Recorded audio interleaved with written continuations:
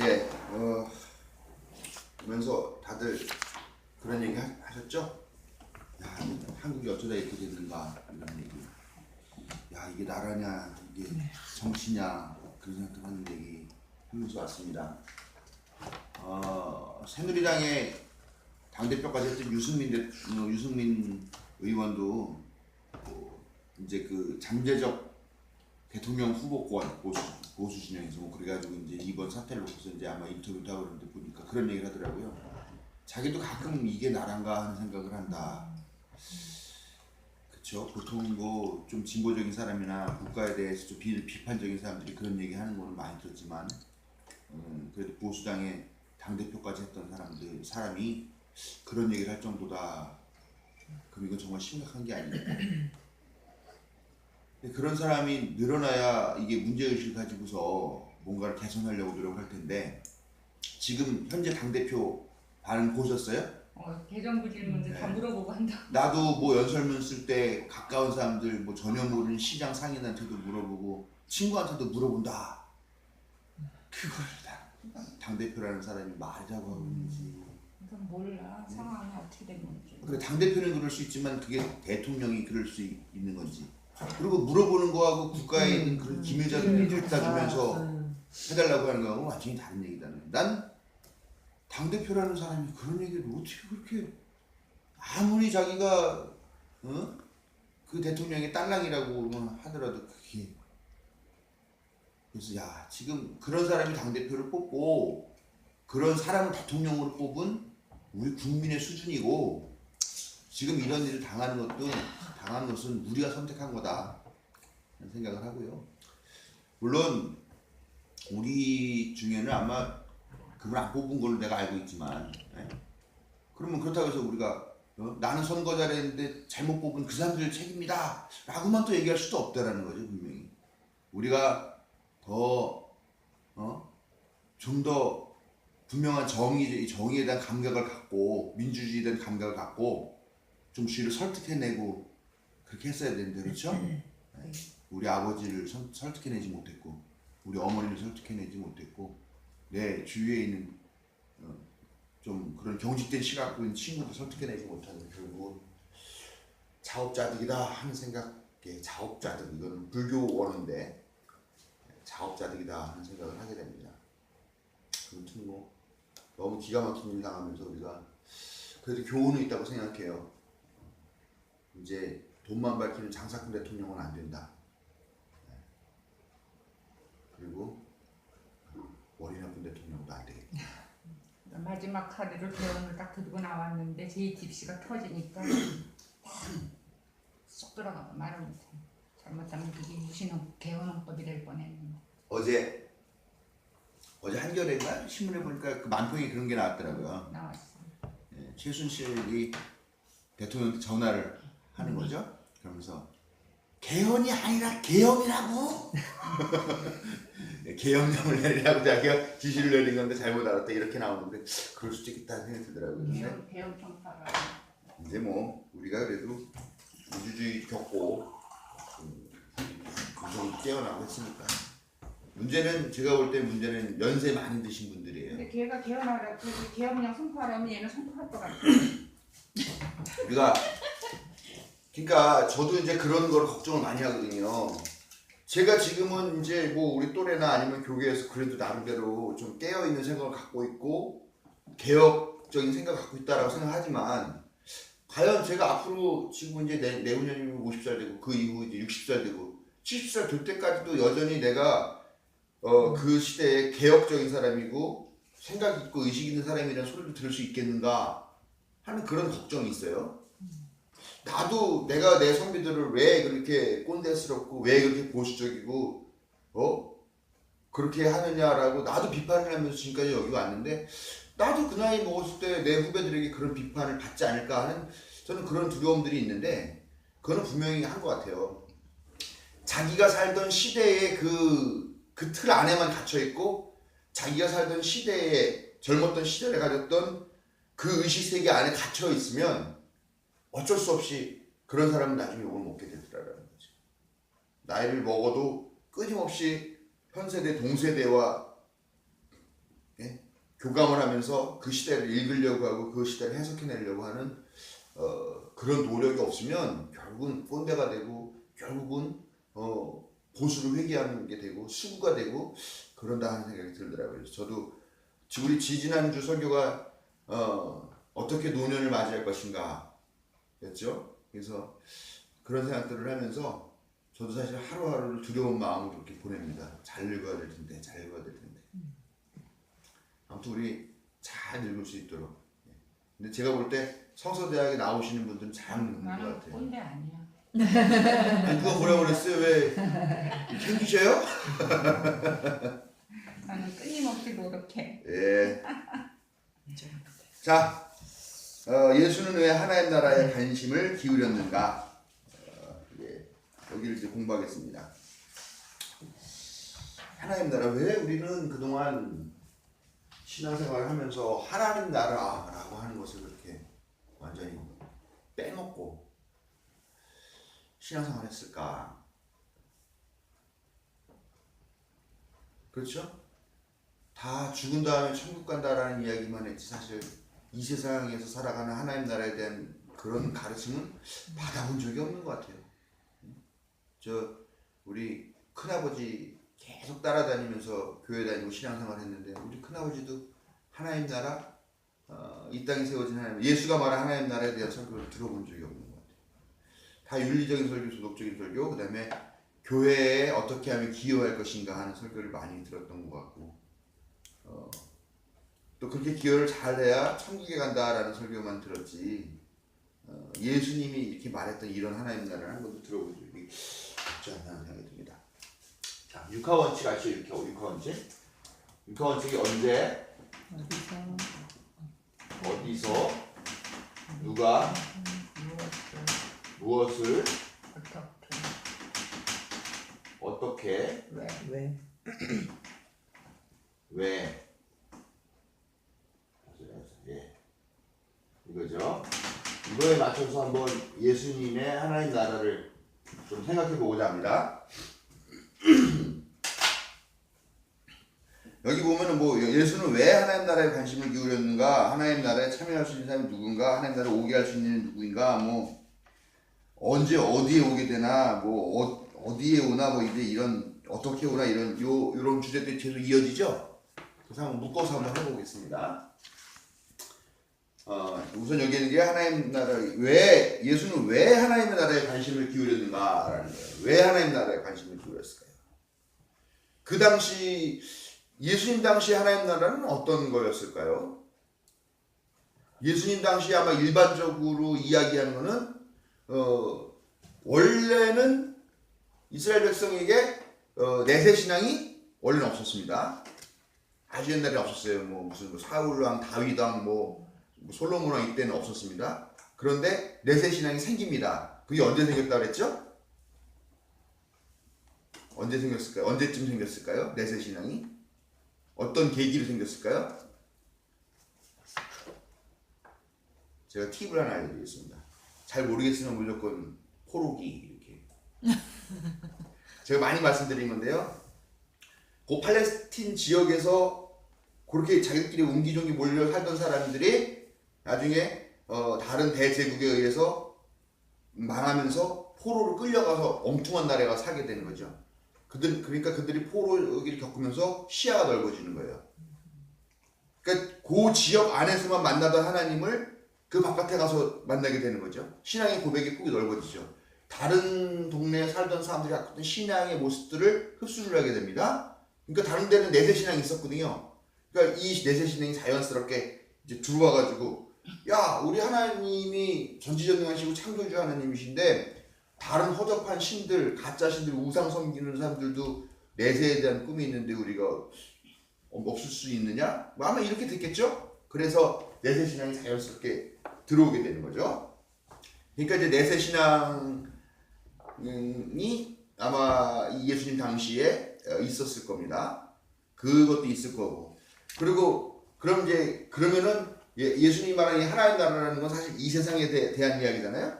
그럼 그 당시에 그런 종교인들이나 대다수의 사람들이 생각했던 하나님 나라는 어땠을까? 생각해보면 간단한 겁니다. 주류들, 권력을 가진 사람들의 입장에서는 지금이 최고다. 지금 여기가 하나님 나라다. 가장 완벽한 하나님 나라다라고 주장을 하겠죠. 그렇죠? 왜냐면 내가 다스리고 있고, 내가 종교 지도자고, 내가 이 사회를 통치하고 있고, 그러면 뭐 최고지 이런 생각을 하게 된다는 거죠. 그러나 실상은 어떻습니까? 우리가 계속 공부하면서 하듯이 세 가지잖아요. 예, 율법주의, 종교 율법주의로 억압받고 있고, 로마의 식민주의, 제국주의, 그 다음에 헤롯의 독재. 이 세 가지 때문에 신용을 하고 있는데 자기들은 기득권층들은 여기 와가지고 지금이 천국이고 이 하나님 나라고 우리는 지금 이미 천국을 살고 있다. 천국까지는 아니지만 계속 얘기를 하는 거죠. 너희가 정말로 하나님 나라에 들고 하나님께 복받은 사람이 되려면 더 열심히 해라. 더 열심히 헌금 바쳐라. 더 열심히 국가에 충성하라. 이런 식으로 가르친다라는 거죠. 그런데 예수님 보기에는 그게 말이 안 되는 거였어요. 그놈의 세상, 그들이 말하는 지금 자기네들이 만드는 최고의 낙원인 그 세상이 아주 꼴보기 싫었고 아주 인간을 착취하는 나쁜 구조였다라는 거죠. 결국은 이 책에서 보면은 뭐냐면은 왜 예수님은 하나님 나라에 관심을 기울였는가? 지금 현실이 아니니까, 너무 아니니까, 아니어도 너무 아니니까. 그럼 대안적으로 어떻게 해야 되냐? 운동하면 이런 거죠. 예를 들면 지금이죠. 박근혜 대통령 너무 문제가 많고 뭐 최순실이라고 이상한 어디 무당을 데려다가 수렴청정하고 이렇게 했다. 국기를 완전히 난도질을 해놓고 막 이렇게 했다. 지금 다들 우리가 보면서 야 이건 아니잖아 이건 아니잖아 이렇게 생각하죠.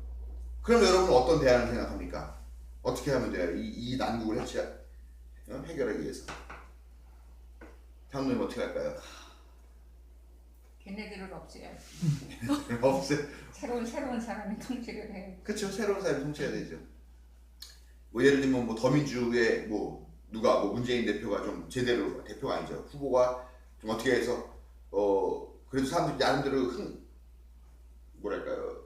힘을 실어줄? 그걸 갖고 있었던 뭐 노무현식 정치를 다시 한번 해달라든가 뭐 예를 들면 그렇게 하면서 우리가 지금의 이 상황을 타개하기 위해서 다른 것을 선택하는 거죠. 그런데 어떻게 보면은 예수님이 봤을 당시에는 이 당시에는요 이 헤롯 이 율법주의의 유대교 이 또 로마 제국 이거에 대한 대안이라는 게 그때도 여러 개가 나와 있었겠죠. 그 중에 하나가 세례요한 운동이고요. 또 그 중에 하나가 무슨 뭐 암살 조직 뭐 시카리파 뭐 이렇게 칼 품고 다니면서 뭐 이렇게 하는 뭐 헤세드 뭐 하여간 뭐 여러 개가 있어요. 독립운동도 하는 단체 뭐 여러 단체가 있죠. 그런데 예수님이 보기에는 그런 모든 것들이 다 아니었다라는 거죠. 대안이 될 수가 없다라는 거죠. 한국 사회는 지금 뭐 더민주나 아니면 뭐 국민의당이라고 하는 그나마 좀 변변치는 않지만 그런 대안이라도 있었지만 이 당시에는 대안이라는 게 없었다. 근데 보세요. 대안이라는 건 항상 뭐냐면요. 권력을 꽉 잡고 있는 이 세력이 완전히 잡지 못했으니까 그런 대안 세력도 있는 거예요. 예를 들면 유신 독재 시절에 대안 세력이 어디 있었습니까? 그냥 민중이 나가서 피 흘리는 거 외에는. 그렇죠? 그러니까 예수님 당시에는 그렇게 완전히 꽉 막힌 대안 세력도 없는 그 어느 것도 대체할 수 없는. 그래서 결국 예수님은 하나님의 나라를 꿈꾸게 되었는데 그 하나님의 나라라는 것은 뭐냐? 지금같이만 안 하면 되는 나라. 지금 이 세상이 하는 것과 정반대로만 하는 나라. 대안적 왕국이라는 말이 나오죠. 예. 그런 하나님의 나라를 꿈꾸게 되었다라는 거죠. 그래서 예수님은 하나님의 나라를 대안으로 제시를 하게 된다. 자, 그러면은 어떻습니까? 이 예수님께서 생각하시는 하나님 나라, 즉 기존의 세계가 너무 문제가 많기 때문에 이거를 대신해서 세워야 된다고 하는 그 하나님 나라는 어떤 성격일까? 종교적이겠는가? 정치적이겠는가? 사회적이겠는가? 경제적이겠는가? 어떤 것 같아요? 그 나라는? 정치적인 것도 아니고 종교적인 것도 아니고 경제적인 것도 아니고 전혀 새로운 대안. 전혀 새로운 대안이 그런 게 감회가 되면 똑같이 예전으로 똑같이 돌아가는 거. 결국은 말하자면 종교적 하나님 그렇죠. 어떻게 보면 다 아니기도 하면서 전부 다 알 수도 있다라는 거죠. 그러니까 그 대신 바로 된 제대로 된이라는 거죠. 결국은 예수님 나라 하나의 나라는 소위 말하는 지금식으로 따졌을 때 봤을 때 종교적인 개념은 전혀 아니었다라는 거예요. 지금식으로는. 지금식으로 따지면 오히려 정치적이고 사회적이고 경제적인 그런 부분이었다라는 거죠. 그런 하나님 나라예요. 근데 우리는 그런 예수님이 말씀하신 그런 개념들은 하나도 생각을 안 하고 그냥 주구장창 금요일 밤마다 모여가지고 그냥 밤새 기도하고 울부짖고 뭐 막 방언하고 하면서 그냥 뭐 기도합니까? 예? 그냥 뭐 죽으면 천국 가게 해달라고 그러고 예? 누가 아프니까 살려달라고 기도하고 뭐 하고 그런 것만 기도하죠. 저는 제 생각은 그래요. 우리 가족 중에 누가 아프면 어떻게 해야 돼요? 기도해야 돼요? 기도는 당연히 해야 되지만 기도만 한다고 낫나요? 병원 가야죠. 병원 가야죠. 근데 병원 가면 문제가 있잖아요. 병원에 가면 뭐가 문제입니까? 돈이 들어가요. 돈이 들죠. 돈 벌어야 되겠네. 돈을 벌어야죠. 그러면 고용이 자유로운 세상, 그 다음에 고용이 자유로운 세상이 아니죠. 고용이 안정적인 세상, 그 다음에 고용이 유지되는 세상, 일자리가 있는 세상을 만들어야 되겠죠. 그 다음에 돈만 갖고도 안 되는 부분이죠. 또 국가에서 의료보험이라든가 이런 의료복지시설을 제대로 만들어야 되는 거죠. 저는 이런 부분들이 이제 현대사회에서는 옛날에는 뭐 복지시설이 없고 뭐 딱 그랬으니까 그냥 병 걸리면 죽어야 되는 세상이면 어쩔 수 없는 거지만 이제 우리는 이미 눈부신 의학의 발달과 이런 것도 경험하고 있는데 예? 그렇다고 한다면 우리의 기도는 하나님께 드리는 영적인 기도를 포함해서 어떤 사회적이고 정치적이고 하는 그런 부분들을 같이 고려한 그런 움직임들이 돼야 되는 것이 기도다라는 거죠. 그러나 우리가 그동안은 그런 것이 없었죠. 그동안 뭐 우리가 의료보험 같은 것도 없었잖아요. 옛날에는요. 그냥 죽어야죠. 병 걸리면. 저도 이제 병 걸리면 죽어야 될 것 같은데 근데 제가 보니까 손실보험 들어오는 게 하나 있더라고요. 죽지는 않아도 될 것 같긴 해요. 네. 보험 없으면 죽어야 되는 거고 그런 세상에서 따지면 우리가 지금 좋은 세상에 살고 있는 건 분명한데 근데 문제는 좀 더 우리가 사람 대접을 받아야 되겠죠. 자, 예수님이 왜 하나님 나라를 관심을 기울였는가? 지금 세상이 개떡 같아서. 이 세상이 왜 개떡 같아요? 항상 기억해야 될 거, 유대주의, 율법주의, 그 다음에 식민통치, 그 다음에 독재정치. 이 세 가지 때문에 너무 힘들어했다. 몇 % 정도 인구가? 70%, 80%, 90%. 90% 인구가 그렇게 살았어. 못 살았다고. 아니 공부할 때 어디 95%. 나머지 5%는 뭐예요?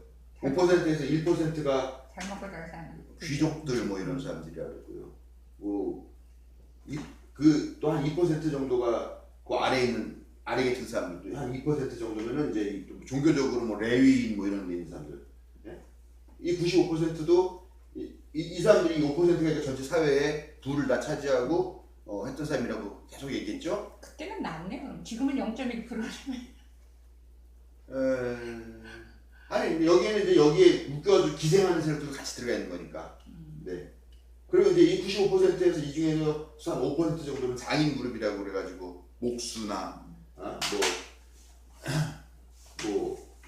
옷 만드는 사람이나 한 그런 손재주를 통해 가지고 그 사회를 만드는 사람들이죠. 예. 그랬습니다. 그래서 예수님이 하나님 나라에 관심을 기울였다. 자, 그러면 한번 그런 질문을 해보죠. 예수님 자신은 왜 하나님 나라를 꿈꿨을까? 물론 그 시대가 아주 문제가 많긴 했는데 예수님 자신의 하나님 나라에 대한 그런 간절한 기다림이 없었을까? 하는 질문을 한번 해보는 거죠.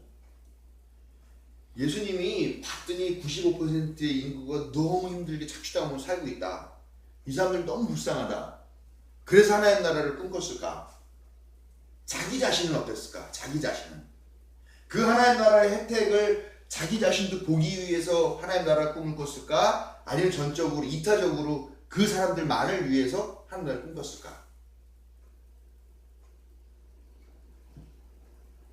같아. 자기 자신을 같이. 모르겠죠. 자기도 포함해서. 자, 예수님의 직업이 뭐였을까요? 그때가 지금 그때 뭐 목수라고는 얘기했는데 우리가 안 봤으니까 목수 맞아요? 목수 맞으면은 하나님도 자기 그것도 들어간 거지. 자기에 대해서 하나님 나라가 필요했던 거예요. 자, 예수님은 목수라고도 하고 농부라고도 합니다. 예. 목수였다고 한다면 아마 그때 당시에 이 95%에서도 좀 더 낮은 계층이었을 겁니다. 그러나 뭐 먹고 살만은 하는 그런. 근데 뭐 농민이나 장인이나 계급이 거기서 거기니까 그렇게 큰 차이는 없죠. 만약에 농부라고 해봤자 그럼 농부는 전체 인구의 90%에 해당하는 그 중에 한 사람이었을 것이다라는 거죠. 그 자신도 아마 뼈저리게 그런 사실들을 겪으면서 자라왔었을 것이죠. 그러나 대부분 지금까지의 우리가 이게 예수님이 어쩌면 이런 시대 상황에 대한 그런 아픔들을 자기 몸으로 직접 겪었고 자기도 이런 것들의 개선에 대한 필요성을 뼈저리게 느끼시는 분이었는데 지금까지 우리가 한국 교회에서 교육을 받은 모든 건 어땠습니까? 예수님은 자기 자신이 아니라 너희를 구원하시기 위해 희생한 분이라는 그런 방식으로 우리가 교육을 받았다는 거죠. 이게 참 애매한데요. 내가 목사인데, 예? 우리 교인들이 있고요.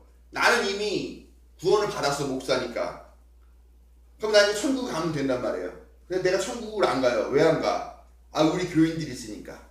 이 교인들 가르치고 좀 더 신앙에 확신을 갖게 해주려고 내가 천국을 안 가는 거예요. 지금 당장 오라고 막 그러는데. 예.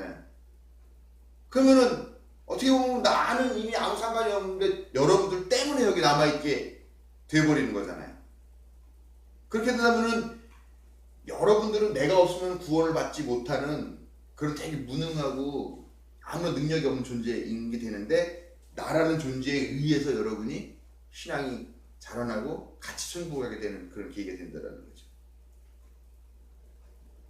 그쵸? 여기에서 이제 구원의 방법이 나오는 거예요. 그러니까 여러분들은 무능해요. 여러분은 스스로 구원받을 능력이 없어요. 근데 박목사라고 하는 이미 구원받은 한 사람이 여러분들 때문에 천국 가는 것도 포기하고 여러분들이랑 같이 하나님 말씀을 배우고 연구하면서 성서대학을 지금 해가지고 여러분들을 깨우쳐서 변화시켜서 구원의 확신 갖게 해서 같이 천국 가려고 하는 거예요. 여러분들은 아무 능력이 없는 거죠. 이런 관점에 한 가지가 있습니다.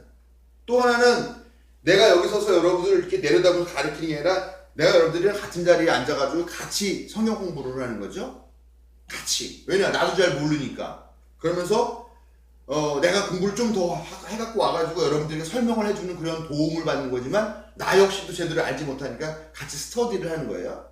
그래서 우리가 다 같이 서로 막 발제도 하고 막 이렇게 하면서 성경 공부를 해가지고 깨달았다고 해서 깨닫게 되고 구원의 확신을 갖게 돼서 우리 다 천국을 가게 되고 방법은 두 가지가 있어요. 여러분들은 이 두 가지 중에 예수님이 어느 쪽일 거라고 생각을 하십니까? 후자. 후자? 다른 왜냐하면 분들. 저 시대에도 당신이 그런 위치에 처해 있었기 때문에 그게 더 절실했을 거 아니에요. 그거가 다른 거 하나님 나라에 대한 그걸 몰랐으면은 별로 그렇게 크게 하나님 나라에 그거에 대한 그걸 몰랐어 신경을 안 썼을 것 같은데. 그거 자기가 아니래도. 네. 다른 분들은 어떻게 생각하세요? 후자였다가요 나중에 전자로 바뀌신 것 같아요. 십자가에 드시면서 그 말이 맞는 거야. 이타적으로 그러신 것 같아요? 이제 뭐 여러분 저희는 가르칠 게 없네. 그냥 하산할까요? 그렇죠. 원래는 사실 후자죠. 예수님이 무슨 여기 다 자기 이미 구원받은 사람으로서 이렇게 한 게 아니었던 거죠. 자기도 그 생활 안에 살면서 그 고통을 겪고 부조리한 걸 보면서 안 되겠다 우리 같이 한번 바꿔보자 라고 하면서 그런 그룹들이 형성이 되고 그 세월을 통해서 예수님이 거기서 지도자 같은 거였던 거죠. 그게 역사적 예수예요. 그게 예수 운동의 첫 출발점이고요. 그런데 그렇게 시작된 예수 운동이 예수교가 되죠. 예수교가 되면서 예수는 교주, 교종이 되고요. 교리화가 이루어집니다. 거기서 그 과정 이후에 예수는 우리들 중에 한 사람이 아니라 저쪽에서 우리를 구원하러 오시기 위해서 오신 신의 아들, 신 자신이 되어버리는 거죠. 자, 중요한 차이가 있습니다. 한 부류는 인간이 아주 무능하고 아무짝에 쓸모없는 부류로 표현이 됩니다. 한쪽은 인간이 완벽하진 않지만 누군가의 도움을 받는다고 한다면은 구원에 이를 수 있는 그 길을 갈 수 있는 존재로 표현이 됩니다. 여러분들은 어떤 게 맞는 것 같아요? 둘 중에서? 그렇게 질문하시면 내가 무능한 것보다는 아닌 게 좋죠. 근데 원래부터 무능한 건 아니에요. 인간에게 자유의지 주셨잖아요, 하나님이. 내가 선택할 수 있게 하고. 그러니까 두 번째가 맞겠죠. 원래가 무능한 게 아니라 몰랐던 거지. 원래는 자유의지를 줬는데 그게 선악과를 따먹으면서부터 그 자유의지가 악한 의지를 변질했다고 보는 거죠. 뭐 그런 일도 있을 수도 있고. 그러니까 사실은 계속 반복되는 이야기예요. 이 역사적 예수를 다루다 보면 어쩔 수 없이 맞닥뜨리게 되는 부분이 있는 건데, 이 교회 안에서 통용되는 신앙의 두 가지 얼굴이 있는 거예요. 하나는 인간은 무능하다. 인간은 무능하니까 어떻게 해야 돼요? 인간 전체적으로 무능하니까 이들을 구원하기 위한 정결하고 깨끗하고 거룩한 어떤 외부의 힘이 와서 이들을 해줘야 된다 하는 게 하나가 있고요. 하나는 인간은 완전히 무능하진 않다. 그렇기 때문에 외부에서 누군가 와가지고 거룩한 어떤 존재가 와서 이들을 깨우치고 가르치고 해서 이 사람들을 각성하게 만들어서 구원에 이르게 한다 하는 두 가지의 이 신학과 신앙이 이 기독교의 역사에서 끊임없이 계속 이렇게 부딪혀 왔다라는 겁니다. 근데 여러분은 지금까지 임수살이 몇 살인가? 38이요. 38. 40살이 다 됐네. 임집사님이 한 20대 초반까지는 교회에 가서 맨날 들은 얘기가 그 얘기예요. 너는 죄인이야. 넌 스스로 구원할 능력이 없어. 너는 그래서 하나님의 전적인 사랑에 의해 가지고 구원받아야 되고, 그래서 예수가 너를 위해서 대신 피를 흘린 거야. 그래서 그 피로 인해서, 보혈로 인해서 하나님과 너가 이제 화해하게 되고 네가 하나님의 딸이 되게 된 거야. 이 얘기를 한 두세 살까지 계속 들으면서 살아온 거죠. 엄밀하게 말하면은 25살, 6살까지 들었을 거예요. 왜냐면 우리 교회 처음 왔을 때 저도 그런 설교를 했거든요. 근데 지금은 전혀 다른 이야기를 듣고 있는 거죠. 근데 이것도 분명히 폐해가 있습니다. 그건 이제 나중에 이야기할 기회가 있을 거예요. 자, 그러니까 예수님이 하나님 나라에 대해 관심을 갖게 된 이유, 왜 갖게 되었는가에 대해서 의문을 갖게 되는 것. 그래서 과연 예수님 자신도 그 하나님 나라의 수혜자라고 생각했는가 아닌가라고 생각하는 거, 이걸 어떻게 생각하느냐에 따라서 자기의 신앙의 관점이 많이 달라진다 하는 걸 생각하시면 되고요. 예. 어쨌건 그 나라 문제가 있어서다. 자, 그 다음에 4번. 하나님 나라를 오게 할 수 있는 이는 누구이며 참여할 수 있는 사람은 누구인가. 자, 우리가 지난번에 하나님의 나라라고 하는 거에서 이 나라가 어떤 의미가 있는 거라고 얘기했죠? 나라. 우리가 보통 나라를 이야기하면 뭘 말합니까? 천국? 예? 천국 그거 얘기하시는 거예요? 아, 천국 말고 나라. 그러니까 우리가 나라. 한 나라가 국가로서 인정받는 필요한 게 뭡니까? 국민이 있어야 돼. 국민. 이거 옛날에 우리 윤리 시간에 배웠던 것 같은데. 영토가 중학교 있어야 때. 돼. 예? 영토? 영토. 그 다음에 지도자? 있어야 되나? 지도자는 국민 중에서 뽑으면 비슷한 되는 거야. 거고. 뽑으면 되는 거고. 통치자? 통치자 비슷한 건데 통치자는 아니에요. 통치. 이게 국가 성립의 3요소라고 하는 거예요. 국민과 영토와 주권 입에서 맴도는 게 주권. 주권? 네. 국민 영토 주권. 이게 현대적 의미에서 그 국가 성립의 3요소라고 이야기를 합니다. 이 세 가지가 없으면 자 하나님의 나라는 여기서 뭘 말하는 걸까요? 주권이.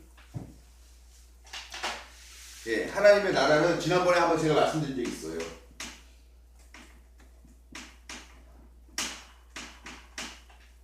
바실레이아라고 하는 히라고를 얘기하면서 이게 나라라는 뜻인데 이건 이렇게 읽는다. 바실레이아라는 의미는 그리스어예요. 바실레이아라고 하나님의 나라 그러면은 이 나라 하나님의 나라를 말할 때 이 나라를 의미해 이 바실레이아라는 이 단어를 쓴다고 했는데 이 단어가 무엇을 의미하느냐? 사실 영토를 의미하는 게 아니다라는 거죠. 또 국민을 의미하는 게 아니다라는 거죠. 주권, 통치, 그렇죠. 주권, 통치. 즉 하나님의 나라라는 것은 엄밀하게 말하면은 어떤 장소나 어떤 구성원들을 의미하는 것이라기보다는 그 나라가 누구에 의해 통치를 받고 있느냐, 즉 하나님의 나라라니까 하나님의 통치를 받고 있느냐 아니냐로 이게 하나님의 나라를 이야기한다는 겁니다. 그럼 하나님의 통치를 받는다는 건 도대체 뭐예요? 하나님의 통치 받는다는 게 하나님이 내려주신 율법에 따라서 그 율법을 지키는 사람은 복을 받고 지키지 않는 사람은 벌을 받고 그런 걸까요? 그런 거겠죠? 네. 그게 당시 예수님 당시에 있었던 유대교의 입장이었어요.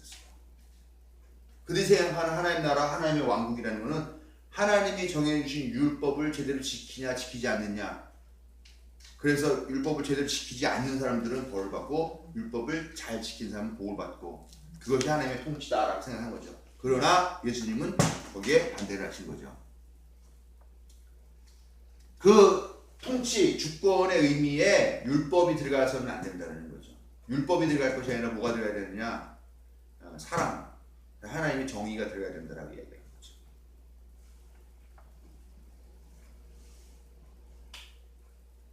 정의가 있다면 어떻게 세계의 부의 99%를 1%가 차지하는 일이 있을 수 있습니까?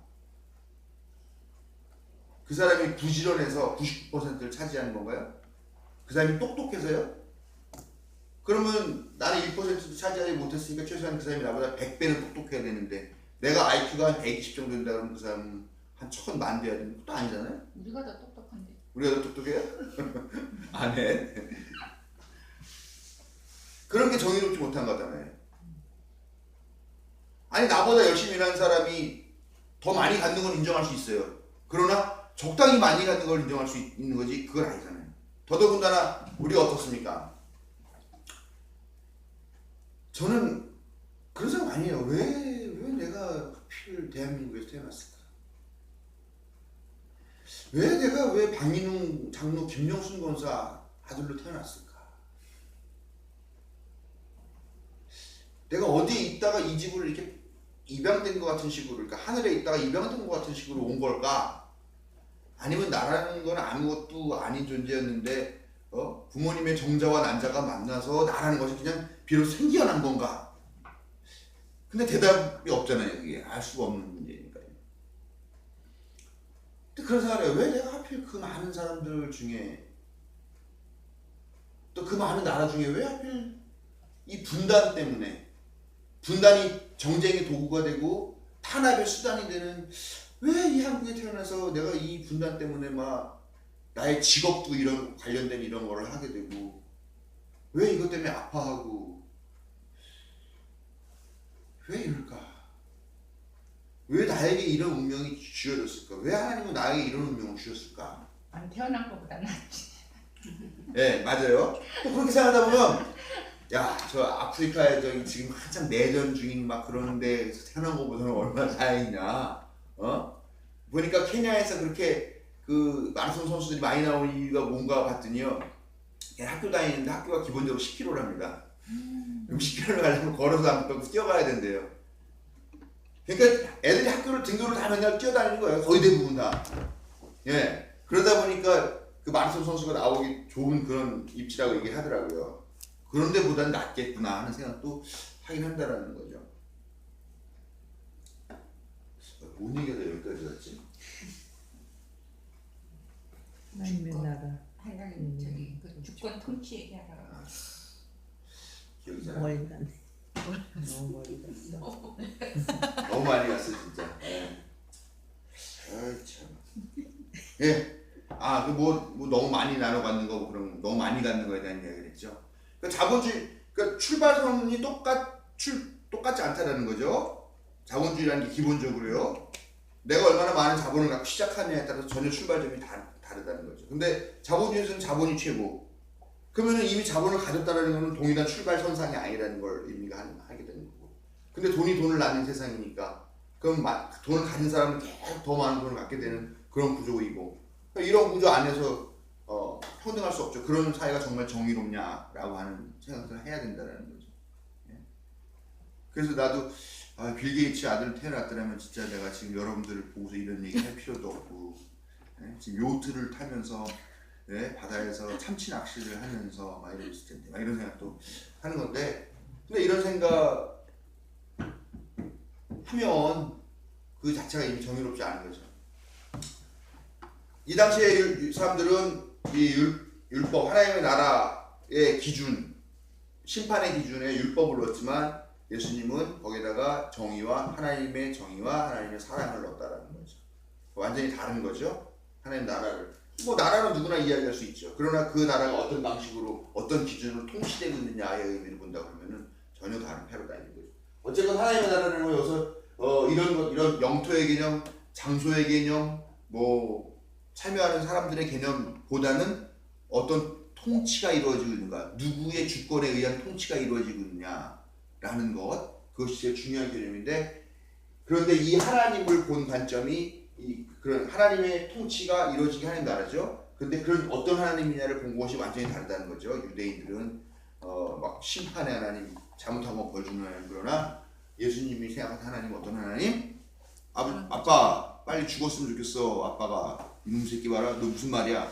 그래야 내가 빨리 아빠 유산 좀 챙기지. 야 이놈아, 알았어. 아빠 죽지 않아도 너 유산 챙겨줄게. 그래, 얼마 줘? 야, 네 거 이만큼이다. 유산을 줬어요. 유산이라는 게 살아서 주는 게 아니다는 거죠. 줬어. 그 돈 갖고 나가가지고 뭘 하고 썼는지 다 쓰고서 거짓골로 왔어. 그러면은 와가지고 이 거짓골로 가지고 살겠다고 왔어. 그럼 아버지가 어떻게 해야 돼? 야, 이놈 새끼야, 넌 더 이상 내 아들 아니야. 어디에 네가 그 재산 때문에 애비가 죽기를 바라는 그런 배은망덕한 놈, 내가 지금 널 키워준 것도 그런데 재산 떼어준 것도 한이 되는데 뭐? 너는 그 말을 꺼내는 순간 내가 아주 너를 그냥 돌로 쳐 죽였어도 시원찮은데 이제 그 돈 다 쓰고 와가지고 뭐? 나한테 와서 또 좀 살려달라고? 너, 야! 여봐라! 이놈을 당장 끌어다가 저걸 말 밖에다가 내 팽개 쳐라! 이렇게 한 것이 지극히 당연한 세상 세계에서 그 아버지는 행여나 우리 아들 돌아올까? 그 마을 어귀에 나가가지고 동구박기라고 그러죠? 동구박기 나가서 우리 아들 오나 안 오나 그거 하고 있다가 아들이 오는 걸 보고 어떻게 했어요? 너무 반가운 마음에 달려가는데 신발이 벗겨지는지도 모르고 달려가서 아이고 이놈의 자식아! 그러면서 끌어안고 어긋나게 끌어안고 입을 맞추고 눈물을 흘리고 하면서 잘 살아 돌아왔다 하더니 아버지, 제가 아버지를 이제 아버지라고 부르지도 못하고 그냥 저를 종놈 하나처럼 대해주세요. 무슨 소리냐 이놈아, 너는 죽었던 내 아들이 돌아온 것 가자 하고 집에 가가지고 막 소 잡고 돼지 잡고 잔치를 벌여주자. 그런 하나님을 예수님이 이해하고 그런 하나님에 대한 기준을 갖고 있게 된다는 거죠. 그리고 그런 하나님이 다스리는 나라가 하나님의 나라라고 이렇게 이야기를 한 거죠. 하나님 나라를 오게 할 수 있는 이는 누구인가? 자, 이 하나님 나라가 와야 됩니다. 하나님 나라를 오게 할 수 있는 이는 누구냐? 여기 보면 이제 세 가지 부류가 나오죠. 하나님 나라를 오게 할 수 있는 이. 첫 번째가 누가에 해당하는 거죠. 누가. 누가가 근데 두 가지예요. 누가 오게 하느냐, 누가 참여하느냐. 오게 하는 것과 참여하는 것, 두 가지가 나눠지는데요. 누가 오게 하느냐, 세 가지의 생각이 있습니다. 첫째, 하나님. 둘째, 인간. 셋째, 하나님 플러스 인간. 1 더하기. 봐도 벌써 답이 3번이죠? 네? 우리 학교 다니면서 찍기를 참 많이 했잖아요. 찍기 정답은 항상 그거예요. 종합적인 거. 네, 종합적인 거. 이게 이제 여기서 또 이제 나눠지는 건데, 우리가 지금까지 계속 교회 다니면서 배워왔던 거의 정답은 1번이에요. 1번. only God. 오직 하나님만. 그 어떤 것도 할 수 없어. 뭐? 예를 들면 1번, 2번 이런 걸 아주 교회 안에서 지탄받는 데다 그래요. 뭐 마치 하나님 무슨 도움받아야 될 존재 같이. 인간이 어딜 원죄를 인해서 너는 아무 능력이 없고, 너는 생각하는 것마다 다 죄 짓는 것밖에 생각 못해. 너에게는 죄 지을 자유는 있지만 죄를 안 지을 자유는 없다라고 얘기했어요. 성 어거스틴, 초대 교회 기독교의 교리를 만든 사람 중에 한 사람. 교리를 아주 그 틀을 만들어 놓은 그 사람이. 네? 오직 하나님 자리에 인간이 들려고 하는 거 보면 다 교만, 불신, 죄 이렇게 얘기를 했다는 거죠. 근데 이게 불신이 일어나고 있죠. 어저께 밤에 페이스북을 자기 전에 이렇게 봤는데, 고등학교 친구가 하나가 정확하게 모르겠어요. 근데 전 세계를 이렇게 돌아다니는 그런 일을 해요. 무슨 영업사원인 것 같아요. 근데 아마 시리아에 갔나 봐요. 시리아 쪽 어느 쪽 그쪽 간 것 같아요. 갔더니 무슨 뭐 너무 힘들게 일을 하고 있는데 뭐 모래바람 불고 뭐 그러면서 한국 식당으로 가려면 차가 너무 많이 막혀서 힘들다고 그렇게 하면서 거리에는 구걸하는 시리아 여인들이 있고 뭐 그래 요즘 한국 뉴스는 들어 엄두조차 나지 않는다. 여기도 너무 힘들다. 막 이런 내용을 써요. 그래서 내가 아이고 너 고생 많구나. 그렇게 댓글 달았더니 또 바로 댓글이 왔어요. 너 아직 안 자고 있구나. 야 빨리 니네 하나님 좀 빨리 다시 오셔서 뭐 좀 하게 해야 된다고 기도하지 않냐 이렇게 썼어요. 그래서 내가 뭐라 썼는지 아세요? 인간 역사에서 지금보다 더 비참한 때도 있었을 텐데 그때에 비하면 지금은 사실 약과지. 근데 더 할 때도 안 오신 분이 지금 오시겠냐. 그냥 우리가 좀 더 열심히 하자. 여러분 우리는 지금 어떤 이 박근혜라고 하는 이런 이 재앙적인 존재를 만나서 되게 힘들다고 생각하지만, 사실 우리도 그 일제 식민, 일제 강점기를 겪으면서 얼마나 많이 우리는 뭐 상상도 못한 일들이잖아요. 그런 일들도 있었고, 세계적으로 보면은 세계 대전 얼마나 비참했습니까? 유태인들 600만이 죽어나가는 그런 홀로코스트 학살이 있었고요. 그런 시대에 비하면 지금은 참 살만한 거죠. 물론 이제 지금 우리 앞에 더 큰 좀 그런 참화가 있을 수도 있죠. 뭐 북한이 핵을 갖고 있고, 미국이 지금 이 북한의 핵을 골칫덩어리를 하면서 지금 북한을 선제 공격하느냐 마냐 이런 얘기들도 나오기 시작하고 있고, 거기에 우리 무지한 대통령은 편승하면서 전쟁하자가 부추기고 있고요. 그러니까 핵무기가 터지면은 지금까지 겪었던 것보다 더 큰 그런 참화가 일어날 가능성이 있긴 합니다만, 아무튼 지금은 그런 건 아니라는 건데요. 신이 왔으면 벌써 왔겠죠. 근데 저도 보니까 인간의 참상을 보고 신은 오지 않더라는 거죠. 하나님, 우리는 도저히 이상은 뭐 우리는 뭐 로마 식민지 너무 무서워서 어떡할 수가 없고, 이 로마 헤롯 석순 시퍼렇고, 또 종교는 그냥 안 된다는 것만 얘기하고 그러니까 우리가 할 수 있는 게 아무것도 없으니까 하나님 당신이 와서 빨리 해결해 주십시오. 언제 오실 겁니까? 기다려가지고 우리 오실 때까지 다 재산 다 팔아가지고 모여가지고 우리 동굴에 모여가지고 우리 기도하면서 하나님 오신 날만 기다리자라고 하는 게 묵시종말론이라는 거예요. 세례 요한이 했던 방식이라는 거죠. 네? 근데 그게 안 와요. 그분이 안 와요. 지금 2000년이 지났는데도 안 와요. 그 전에도 안 왔어요. 하나님 나라는 오지 않아요. 그렇게는 오지 않더라라는 겁니다. 그러니까 하나님 못 믿어 하면서 이제 나오는 사람들이 인간이 세상을 바꾸자. 혁명파죠. 운동권이에요. 그래서 하나님이 이 세상에 오시지도 않고 올 수도 없는 것 같다. 그러니까 우리 스스로 어떻게든 해나가자 하는 것이죠. 이게 이제 이때 당시에는 열심당이라고 하는 젤롯 땅이라고도 하고 열심당이라고 하는 사람 시카리파. 이 시카리파는 하나님이 이 이스라엘을 구원해주지 못하니까 어떻게 해요? 칼을 품고 다닙니다. 시카를 품고 다녀요. 그래가지고 어떻게 해요? 오적 있잖아요. 오적 암살단 같은 거예요. 나라 팔아먹은 놈 하나씩 찔러 죽이는 거죠. 예? 또 로마 병정 가다가 뒤에서 칼로 찔러 죽이고 이런 식으로 하는 이런 뭐랄까요?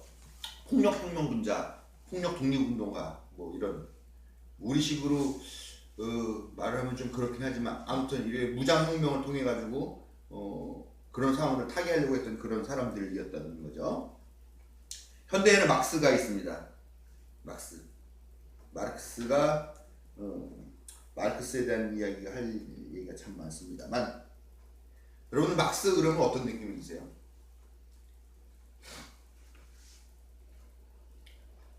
별로 안 좋은 느낌 들죠? 그렇지 않은데. 좋은 느낌이 들어요? 어떤 느낌이 들어요, 이 목사님? 뭔가 나름 정의를 공평한 사회를 실현하려고 했던. 어디 가서 그런 얘기 하면 큰일 나요. 네, 알겠습니다. 네. 막스 우리 칼 막스. 공산주의의 칼 마르크스 공산주의를 창시한 사람이니까. 근데 예 대한민국에서는 칼 막스와 관련된 책을 읽는 것 자체가 국가보안법 위반 시절이 있었죠. 예, 불온서적으로 되게 유명한 공산당 선언이라고 하는 막스와 앵글스 레닌이 같이 만든 책이 있었죠. 맨 마지막에 전 세계 노동자여 단결하라 이렇게 하면서 끝나는 정말 멋진 책이었습니다. 그 책을 보면 이제 이 뒤에 나오는 얘기도 같이 이제 한번 또 나오게 될 텐데요. 아무튼 막스는 신학교를 다녔죠. 신학교를 다녔는데 신이 이런 얘기에 신이 해결해 줄 수 없구나라는 걸 아는 거죠. 그럼 어떻게 우리가 해결해야지? 그러면 이런 부조리가 있는 이유가 뭐지? 아 결국은 돈의 문제구나. 돈이 사람 위에 있어서 그렇구나. 그러면 안 되겠다. 사람이 돈 위에 있고 그렇게 하면 어떻게 해야 되지? 사유재산에 대한 인간의 탐욕이 문제구나. 그러면 이거를 공유하는 재산으로 만들어야 되겠구나. 라고 해서 공산주의 이론을 만들기 시작한 거죠. 그러니까 한국 사회에서 마르크스는 아주 불온한 사람이고 아주 나쁜 사람. 특히 기독교 안에서 막스는 신에 대항한 존재로 그렇게 여겨져서 반공주의와 더불어가지고 막스가 아주 나쁜 죄인으로 이렇게 받아들여지고 있습니다만 현대에서는 재평가를 하고 있죠. 잘 사는 북유럽 국가들이 대부분 다 사회 민주주의 당, 3인당이라고 하는 사회주의 민주주의 당 이런 정당들이 복지도 많이 하고 어떤 그런 국가의 사회적 책임 또 개인의 사회적 책임 이런 것들을 많이 이야기하면서 가장 살기 좋은 나라를 만들고 있어서 막스를 새롭게 이해를 합니다. 그래서 나오는 게 이제 신막스주의, 이제 영어로는 네오막시즘이라고 하는데요. 네오막시즘 같은 것들이 이제 그런 계열에 있는 거예요. 그 유럽식 사회주의, 뭐 유럽식 사회민주주의 뭐 이런 방식들을 재해석해서 유럽에 맞게 막스의 이론을 그런 거 있죠. 그렇게 해서 아무튼 신이 없어요. 인간 해야 된다는 거죠. 근데 문제가 있죠. 오늘 너무 오래 하네. 그럼 요건 해야 되겠지. 여기까지는 해야죠. 문제가 있죠. 신한테만 의지를 하니까 인간이 너무 무능해지는 거죠. 또 인간에만 너무 의지하니까 뭐 신의 존재가 없는 거죠. 그런데 반면에 인간이 너무 의지하니까 이것들이 배는 게 없어요, 눈에. 지가 최고인 줄 알아요. 그러니까 온갖 그 인간의 이성의 이름으로 온갖 또 못된 것들을 다 만들어낸다. 사실 자본주의도 인간의 이런 걸 만들어진 거잖아요. 물론 기본적으로 인간이 갖고 있는 어떤 그 개인 소유에 대한 탐욕이 기본적으로 내재가 되어 있지만 이런 것들을 제일 만든 거. 예를 들면은 미국이 지난번에 이렇게 망가지게 된 이유가 모기지론, 서브프라임 모기지론인가? 근데 미국에서도 그걸 정확하게 설명하는 사람이 없대요. 그러니까 계속 어떤 금융의 개념들을 만들어내고 이리 꼬고 저리 꼬고 해가지고 만드는 게 한 나라를 이렇게 어렵게 만들게 되는 상황이 되는 거라는 건데요. 그냥 인간이라는 게 그런 거죠. 결국은 인간이 똑똑하고 그렇게 이성적이라고 생각하지만 실수 많이 거둔다는 거죠. 자유주의가 1700년대 뭐 1600년대부터 1700년대 르네상스 이후로 인간이 재발견되면서 인간의 이성에 대한 새로운 해석이 있었어요. 야, 인간의 이성이 이렇게 뛰어나구나라고 얘기를 했는데 그 이후에 어떤 결과를 맞았느냐? 2번의 세계대전을 겪습니다. 야, 인간이 그렇게 이성적인 인간이 그렇게 똑똑하다며. 근데 왜 수백만 명, 수천만 명이 죽어나간 이 전쟁을, 자기 자신들을 죽인 전쟁을 왜 2번이나 해? 야, 인간의 이성에 문제가 있구나. 그때부터 인간만 의지하는 것도 안 된다라고 하는 그런 자각이 들게 된 거죠.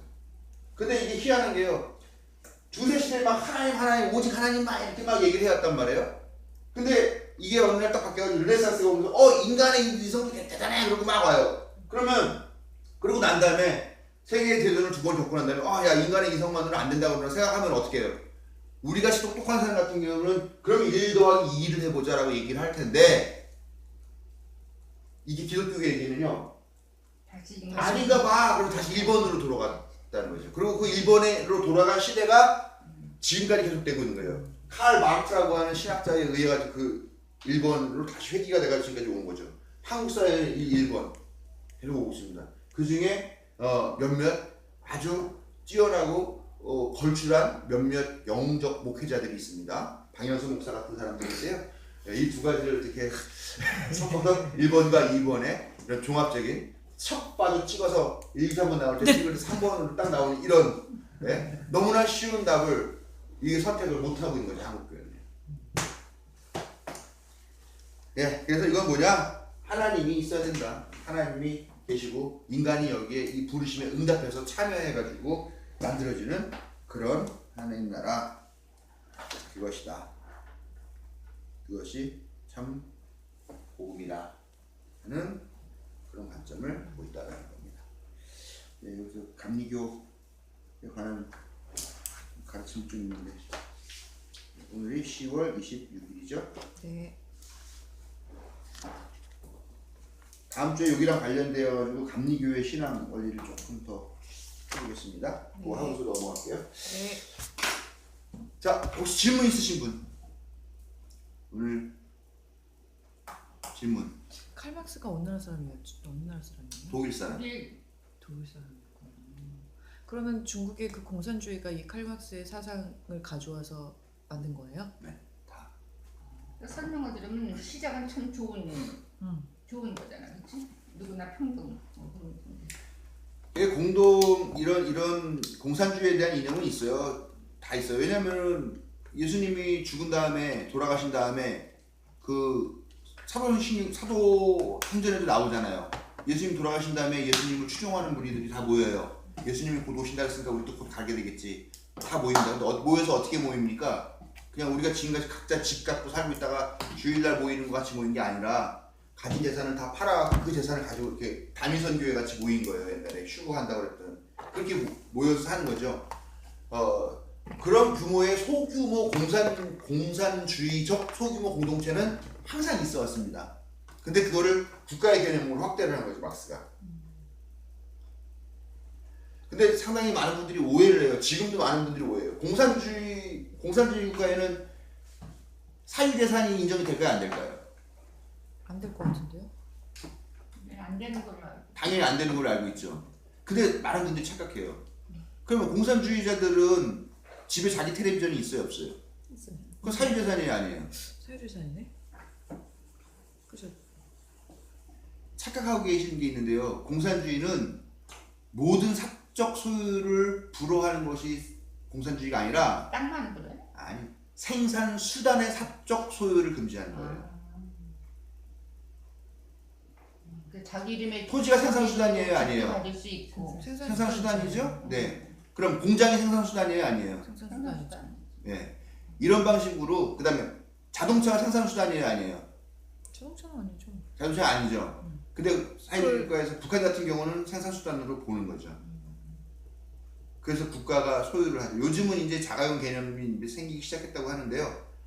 그렇게 생산 수단을 개인이 소유하는 걸 금지하는 거지 사적인 수단을 소유하는 걸 금지하는 거예요. 집 국가 거죠. 거기는 50년 임차권을 사는 거예요. 50년 임차권을 사는 거예요. 공산주의 국가 대부분 다 그래요. 50년 임차권, 뭐 40년 임차권, 20년 임차권, 임차권을 사는 거죠. 그래서 사업하고 싶은 사람들은 아니 내가 집을 하나 지었다. 그럼 이제 내가 돈 주고 들어갑니다. 물론 국가가 지정한 데 있어요. 여기는 뭐뭐뭐 한 사람 아니면 못 들어온다. 그런 게 있고 나머지는 너 들어올 수 있어. 근데 나 안 들어갈래. 그럼 어떻게 할래?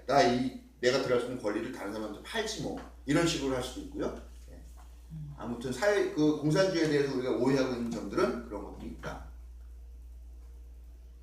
물론 그렇기 때문에 이거 생산 수단이냐 아니냐를 판단하는 권한이 또 국가에게 있기 때문에 통제가 좀 심한 건 사실인 거죠. 부동산 투기 같은 건 없겠구만. 있죠. 있어요. 그 말은 임차권을 놓고 아, 하는 거죠. 있어요. 소유권이 아니라 임차권을 놓고 부동산 언니네도 투기를 하는 거죠. 모르잖아. 자꾸. 예. 요즘에 북한에 과학자거리라 가지고 엄청나게 좋은 그 아파트 시설 초고층 아파트를 만들었는데 거기에 그러니까 한국계 미국 사람이 가서 혹시 나도 여기 살 수 있느냐라고 얘기를 했더니요. 인테리어 안 된 거를 2억 그다음에 인테리어까지 하면 3억 5천 정도는 살 수 있다 이렇게 얘기를 들었다고 그러네요. 어저께 들은 얘기입니다. 예. 그거 그 대동강 강변에 있는 초고층 아파트. 지금 보면 한강 뷰를 볼 수 있는 그렇지. 조만권 그것도 신도시. 조만권 새로 만든 옛날 강남 같은 식으로. 조만권에 거기까지